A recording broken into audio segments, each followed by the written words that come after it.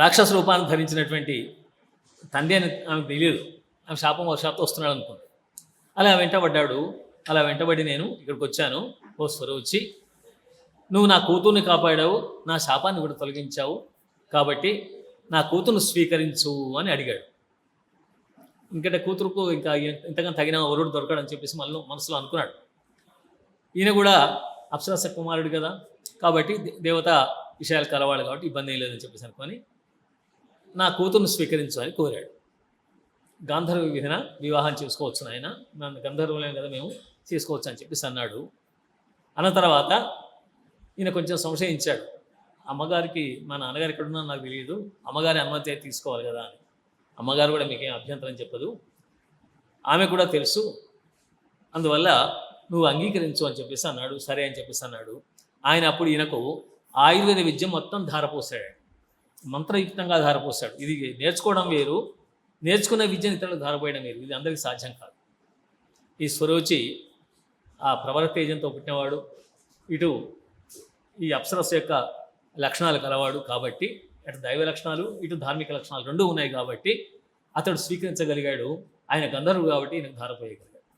అలా మంత్రంతో సహా ఆయుర్వేద విద్యను ధారపోసాడు. ఆ ఆయుర్వేద విద్యకు ఎన్ని రోగాలు తగ్గుతాయో చాలా పెద్ద లిస్ట్ ఇచ్చాడు మార్కండేయ పురాణంలో. అద్భుతమైన రోగాలన్నీ కూడా తగ్గిపోతాయని చెప్పాడు. దానికి సంబంధించిన మూలికలు కూడా ఇచ్చాడు. ఈ పురాణాల్లో ఎంత విద్య ఉందో, అటు మెడిసిన్, ఇటు ఇది అటు అన్ని రకాల శాస్త్రాలు ఉంటాయండి. మొత్తం సర్వ పురాణాలు కనుక చదివితే, 18 పురాణాలు చదివితే కనుక మొత్తం ఏమేమి శాస్త్రాలు ఇప్పుడు సైన్సెస్ చదువుతున్నామో వీటి సారవంతం దాంట్లో మనకు కనబడుతుంది. మూలాలన్నీ అక్కడ ఉంటాయి. కాకుంటే వాటి ఇతరులు చదువుతున్నారు, ఇతర దేశస్తులు చదువుతున్నారు, మన వాళ్ళు చదవరు, అది ఇబ్బంది. వాళ్ళు చెప్పిన వాటిని వీటి నేర్చుకుంటారు.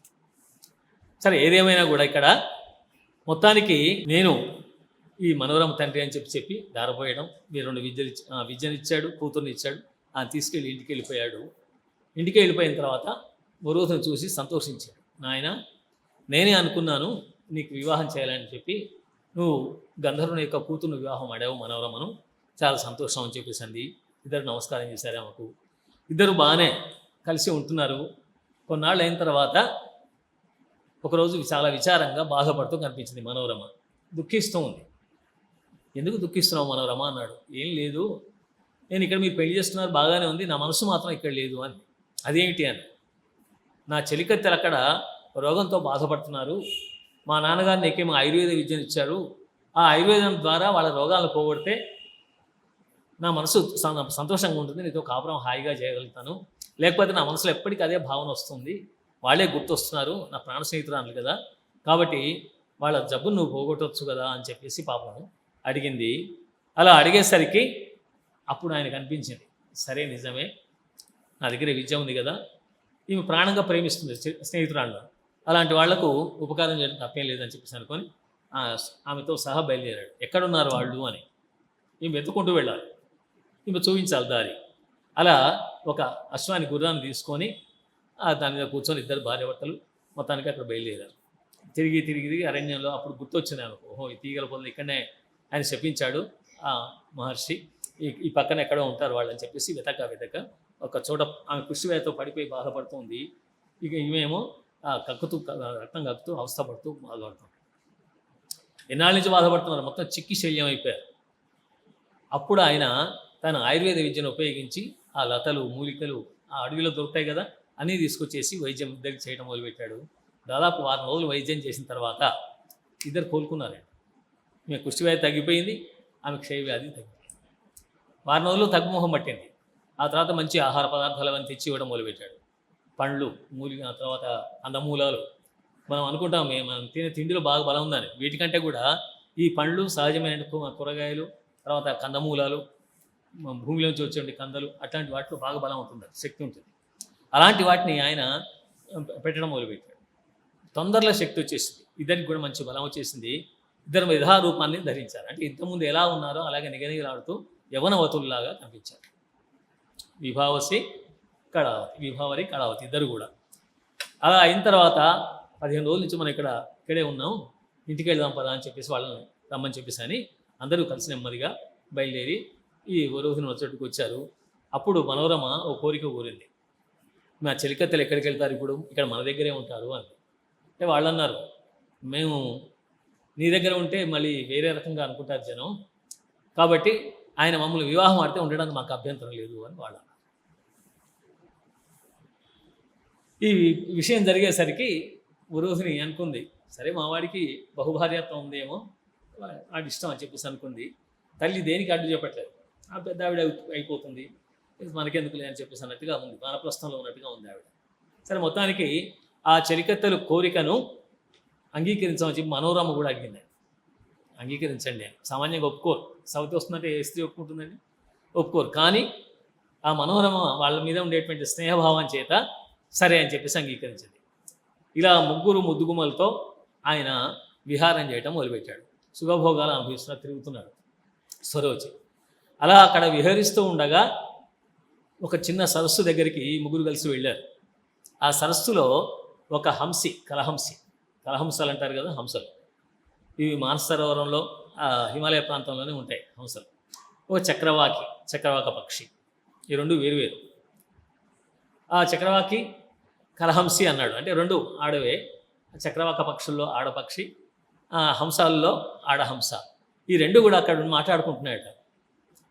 ఈ సురోచి ఇంతమంది భార్య మీద ప్రేమ చూపిస్తున్నట్టుగా నటిస్తున్నాడు, కానీ నిజంగా అందరి మీద చూపించడం సాధ్యం కాదు కదా అని కలహంస అంది. నిజమే కాదు, మనలాగా ఒక భర్త ఒక భార్య ఉంటేనే ఆనందంగా ఉంటారు.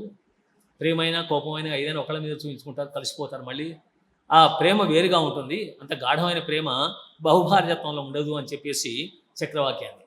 కాబట్టి మనమే అదృష్టవంతులం, మనకు ఒక పక్షే మనకు భర్తగా భావించాం. నీకు ఒక కలహంస, నాకు ఒక చక్రవాకం, మనకు భర్తలుగా ఉన్నారు. ఈ మన వీటికంటే మనమే మంచివాళ్ళం అని చెప్పేసి వాళ్ళు అనుకుంటుంటే ఆ పక్షుల భాషను ఈ విభావరి బోధించింది. విభావరి తండ్రికి వచ్చు అనమాట, ఆమెకు వచ్చు ఆ విద్య. ఏ పక్ష భాష అయినా వినగలలే, జంతువుల భాష పక్ష భాష అంతా కూడా ఒకటి ఉంది, ఆ విద్య ఉంది ఒకటి. ఆ విద్యను బోధించింది ఆమె. దానివల్ల సరోచి కూడా అర్థమవుతుంది, ఓహో ఇది నన్ను విమర్శిస్తున్నారు వీళ్ళు అని అనిపించింది. కానీ వదిలేస్తాడు, లెక్క చేయరు కదా కొంతమంది, విమర్శలు లెక్క చేయరు, పైన పడితే దులిపేసుకొని వెళ్ళిపోతుంటారు. అలా లెక్క చేయకుండా ఆయన ఆ ముగ్గురు భార్యలతో తిరుగుతూనే ఉన్నాడు, సుఖంగా కాలం గడుపుతున్నాడు. కొన్నాళ్ళు అయిన తర్వాత మళ్ళీ ఒక పెద్ద సరస్సు దగ్గరికి వెళ్ళారు ఈ ముగ్గురు భార్యలతో సహా. ఇది చూసి అక్కడ ఒక హంస, రెండు భార్యాభర్తలు దంపతులాగా ఉన్నాయి. ఆ హంస రెండు కూడా ఉండి చూస్తున్నాయి. వీడంతా పాపాత్ముడు, ఎవరిని చక్కగా సుఖపెట్టలేడు, ముగ్గురిని పెళ్లి చేసుకొని తిరుగుతున్నాడు, వీడి సుఖభోగాలు తప్ప అసలు లోకం గురించి ఏం తెలియదు అని చెప్పేసి విమర్శించడం మొదలుపెట్టినాడు. అది విన్నాడు. భార్య అంటూ నిజమే నువ్వు చెప్పేది, ఇలాంటి వాడిని లోకంలో మనం ఎక్కడ చూడం, ఇంతమందిని పెళ్లి చేసుకుంటారు ఎక్కడైనా, చేసుకోమన్నారు కదా అని చెప్పేసి వచ్చిన వాళ్ళు చేసుకుంటే ఎలాగా అని చెప్పేసి ఆమె మాట్లాడింది. వాళ్ళిద్దరు చర్చించుకుంటుంటే ఆ మాటలు కూడా వీళ్ళకి అర్థమైపోయాయి. వాళ్ళు వింటున్నారు, ఈయన వింటున్నాడు, కానీ మనసు దాని మీద పెట్టడం లేదు. ఎన్నిసార్లు విన్నా కూడా ఆయనలో వైరాగ్యం అనేది రావట్లేదు. అది నిజమే కదా, నేను చేసి తప్పు కదా అని చెప్పేసి భావన కలగడం లేదు, అపరాధ భావన ఏమాత్రం కలగడం లేదు. మళ్ళీ సంతోషంగానే వెళ్ళిపోయారు. ఇలా 1-2 సార్లు జరిగింది. ఒకసారి స్వరోచి వీళ్ళ ముగ్గురిని ఇంట్లో ఉంచేసి వేటకి వెళ్ళే పరిస్థితి వచ్చి ఏర్పడింది. వేటకి వెళ్దామంటే అడవికి వెళ్ళి తీసుకొస్తారు కదా వస్తువులు, అవన్నీ క్రూరమృగాలంటే వాళ్ళు సంహరిస్తుంటారు. ఈయన ఆ ప్రాంతానికి వరుస అక్కడ ఉంది కాబట్టి, ఇల్లు కట్టుకుని ఉంది కాబట్టి ఆ ప్రాంతానికి అంతా ఇచ్చిన రాజుగా అయిపోయాడు. అక్కడ ఉండేవాళ్ళంతా వీళ్ళని ఆశ్రయించుంటారు ఆటవికులు. అలా ఈయన గుర్రం మీద బయలుదేరి వెళుతూ ఉంటే ఒక అడవి పంది కనిపించింది. ఈయన విల్లమ్ములు పట్టుకొని వెళ్తున్నాడు. వేటాని వెళ్ళాడు కదా, ఏదైనా మాంసం పట్టుకొద్దాం, దేన్నో చంపేసి ఒక జంతు మాంసం తీసుకొచ్చేసి ఇవాళ ఆహారంగా పెడదాం నా భార్యలకు అనుకున్నాడు. అనుకోని వెళ్తూ ఉంటే అడవి పంది వేగంగా పరిగెత్తడం కనిపించింది. దాన్ని కొట్టాలని చెప్పేసి ధనుసు పట్టుకొని వేగంగా గుర్రం మీద వెళ్ళాడు. ఆ గుర్రం వెళ్తుంటే ఆ చెట్టులోకి దూరింది. అది దూరేసరికి గుర్రాన్ని అక్కడ ఆపేసి తను దిగి ఆ చెట్లకు వెళ్ళి కొట్టబోతున్నాడు. ధనుసు ఎక్కుపెట్టి కొట్టబోతుంటే అప్పుడు ఒక లేడీ అడ్డు వచ్చేసింది. ఒక లేడీ జింక అడ్డు వచ్చేసి, దానిని చంపుతావు పాపం, ప్రాణభయంతో పరిగెత్తుంది, నన్ను చంపు అని అడిగి మన భాషలో మాట్లాడుతుంది. ఇదేంటి ఇలా మాట్లాడుతుంది ఏంటి అని ఆశ్చర్యపోయాడు. మాట్లాడుతుంటే విని, ఏమిటి నీకేం కష్టం వచ్చింది, ఎందుకు చంపమంటున్నావు అని అడిగాడు. ఏం లేదు, మనం కోరుకున్న వాడు లభించినప్పుడు బతకడం ఎందుకు ఆడవాళ్లకు, నేను ఆడ జింకను, కాబట్టి నేను కోరుకున్నవాడు నాకు లభించలేదు, నేను చాలా కాలం నుంచి చూస్తున్నాను, అందువల్ల నా శరీరాన్ని వదిలేదలుచుకున్నాను, కాబట్టి చంపేయమంటే చంపేస్తారా ఊరికేనే? ఎందుకు నువ్వు ఎవరిని కోరుకున్నావు ఏమిటి అని అడిగాడు. నిన్నే అంది. కొన్ని దుంపదే కానీ జంతువులు కూడా నన్ను కోరుకుంటున్నాయా అని, ఇదేం దుస్థితిరా బాబు అని. ఈ ఆడజింక కూడా నన్ను పెళ్లి చేసుకుంటా అంటుంది, ఎలా సాధ్యం? నువ్వేమో జంతువు, నేనేమో ఈ మనుషు రూపంలో ఇటు దేవతా లక్షణాలు రెండు కలిగి పుట్టినవాడిని, నేను మానవుడిని, నీతో ఎలా కాపురం చేస్తాను అని చెప్పేసి అన్నాడు. ఏం లేదు, నువ్వు కాపురం చేసనక్కర్లేదు, ఒకసారి నన్ను కౌగిలించుకో చాలు, నా కోరిక తీరుతుంది అని. సరే జంతువు పాపం కోరిక కోరుతుంది కదా అని చెప్పేసి అనుకొని అక్కడ నిలబడ్డ జింకను వెళ్ళి చేసి కౌగిలించుకున్నాడండి. ఇలా చేసి పెట్టాడో లేదో, ఆయన చేయి తగలగానే ఆమె రూపం మారిపోయి మంచి స్త్రీ రూపంలో కనిపించింది. ఎవరు నువ్వు అని అడిగాడు. ఒక్కసారి భయం పుట్టింది, ఇదేంటి స్త్రీగా మారింది జంతువు అనేసరికి, నేను ఈ వనదేవతను, ఈ అడవికి అంతటికి కూడా దేవతను నేను, ఈ వనదేవతను నేను, దేవతలంతా వచ్చి ఇప్పుడు ఈ మన్వంతరం, రెండవ మన్వంతరం ఇది, ఒక మనువు జన్మించాలి, ఈ నీ దేవత వల్ల మాత్రమే అది సాధ్యమవుతుంది. ఆ ధార్మిక లక్షణాలు కలిగిన వాడు, అప్సరవ లక్షణాలు కలిగిన వాడు ఉన్నాడు స్వరోచి, ఆ స్వరోచి ద్వారా నువ్వు సంతానాన్ని కంటే అతడు మనువు అవుతాడు. స్వరోచిష మనువు కావాలి కదా, స్వరోచివాడు, అందుకోసం మనువు అవుతాడని చెప్పేసి దేవతలంతా నన్ను కోరి ప్రార్థించి ఇక్కడ పంపించారు. అందువల్ల నేను ఇక్కడికి వచ్చాను, వనదేవతను, అందువల్ల నువ్వు నన్ను వివాహం ఆడితే మనకు పుట్టే కుమారుడు మనువు అవుతాడు అని చెప్పేసి చెప్పారు. అలా ఆమె చెప్పడంతో సురోచి అనుకున్నాడు, వీళ్ళకి ఎలాగో సంతానం కలగలేదు, ముగ్గురు ఉన్నారు కానీ తిరుగుతున్నాడు కానీ సంతానం లేదు. సరే, ఇది దేవత నిర్ణయం, దైవ నిర్ణయం, దేవతలంతా వచ్చి అడిగారని చెప్పేసి అంటుంది కాబట్టి, వనదేవత కాబట్టి ఇది తప్పదని చెప్పేసి అనుకొని ఆమెను కూడా స్వీకరించాడు భార్యగా. స్వీకరించిన తర్వాత ఆమెకు జన్మించిన వాడే స్వారోచిషుడు, స్వరోచికి పుట్టినవాడు కాబట్టి స్వారోచిషుడు అని చెప్పేసి అన్నారు. మను అంటే జ్ఞాని. అలా స్వారోచిష సంభవం జరిగింది. ఆ కుమారుడు పెరిగిన తర్వాత అతను పరిపాలనా వ్యవహారాలను చూసుకోవాలి.